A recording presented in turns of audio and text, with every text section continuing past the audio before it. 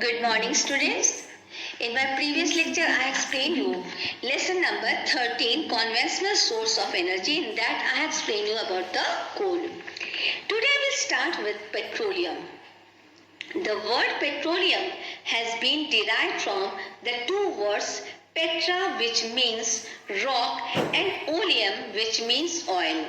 Thus, petroleum means rock oil. It is a complex mixture of hydrocarbon compounds. There is not even a tiniest part of crude petroleum which goes waste or remains unused. That is why petroleum is called liquid gold. The liquid petroleum is called crude oil.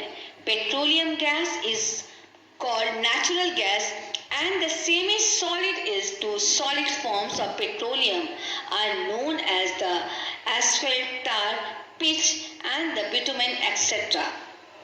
Petroleum is found in underground reservoirs in the sedimentary rock formations like the sandstone, shale, and limestone. In some wells, crude oil is found along with the natural gas and water. Petrol, diesel, kerosene, tar, then liquefied petroleum gas, LPG, all these are some of the products which are obtained during the refining process. Now let me explain you about the advantages of the petroleum. Petroleum is a compound of hydrogen and carbon along with small quantities of oxygen, nitrogen, sulfur, and organometallic substances. The main advantages of the petroleum are: petroleum has a high density. 1 kilogram of oil can generate 10,000 kilocalories of energy. It is in liquid form and can be transported through the pipes or the vehicles. It has broad area for applications as a source of energy. Some examples are: it is used as a fuel. Its fuel derivatives include the ethane, diesel, gasoline, jet fuel, kerosene, and LPG. By providing lubricant and a compact and convenient fuel, petroleum plays a major role in transportation on land, on sea, and in the air. Petroleum after refining is used for the production of various petrochemical in products like the synthetic rubber, synthetic fiber, polyester, and then the PVC, then phenol, gasoline, carbon black, printing ink, film photography, and in many other purposes. Petroleum is used for power generation. In India, it is confined to the use in a few thermal stations which are located close to oil wells and refineries, and also in a diesel and gas turbine stations also it is found. Now the disadvantages of the petroleum is what? Petroleum is a natural fossil fuel and non-renewable. So its availability is limited because it is a natural resources there. With ever increasing demand, petroleum resources are fast depleting. Now next disadvantage is what? Extracting and burning petroleum generate greenhouse gases that contribute to environmental pollution and global warming. Next is its costs are quite high because of its limited supply and high demand. Next is highly inflammable and can cause fires, and in last, during the extraction from sea or transportation of oil spills in the water, it can pollute water and causes death of a number of marine animals. Okay, so these all were the disadvantages of the petroleum. Now let me explain you about the oil refineries. Crude oil is refined and processed in refineries to produce light distillates like the gasoline, LPG, and naphtha. Middle distillates such as the diesel and kerosene, and heavy ends like fuel and the lubricating oils, bitumen, petroleum coke, etc. In India, most of the refineries are in the public sector and sub-public sector with the 5 in the private and or a joint sector. The Reliance Petroleum Limited at Jamnagar in Gujarat was the first refinery in the private sector.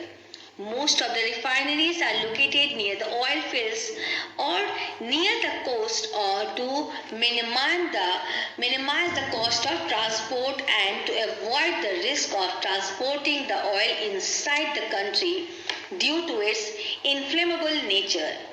Some of the important refineries are found in that is the Mumbai High, then the oil fields of the eastern regions and the oil fields of the western regions. Now let me explain you about the distributing areas of the oil field. The entire oil production of India so far comes from the Assam, that is the Arakan belt, the Gujarat, Campe belt and the Mumbai High offshore zone. The first belt runs from extreme northeast of Assam to the eastern border of the Brahmaputra and Surma Valley.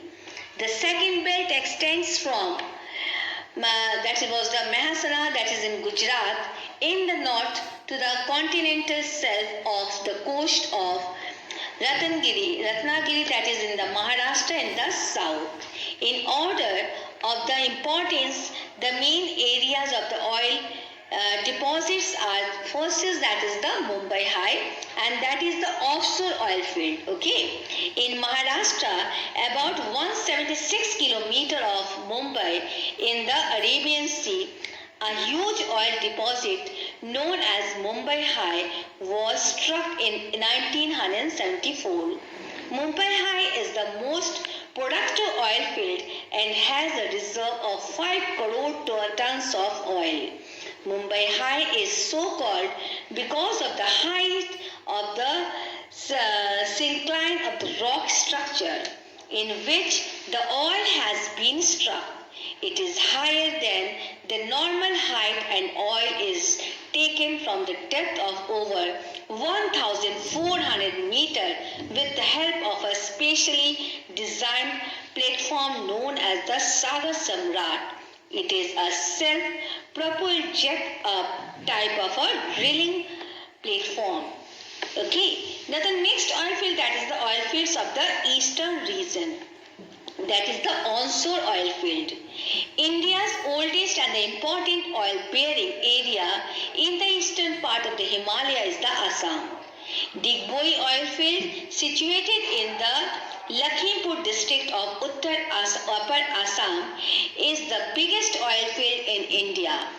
Moran, then Bapanpang and Hausanpang and the Huji Girijang also have a oil field. Many of the names are there. So most important, that is the Digboi oil field. Okay. Now the oil fields of the western region. In Gujarat, Campi Basin is the site of the main oil-bearing sand.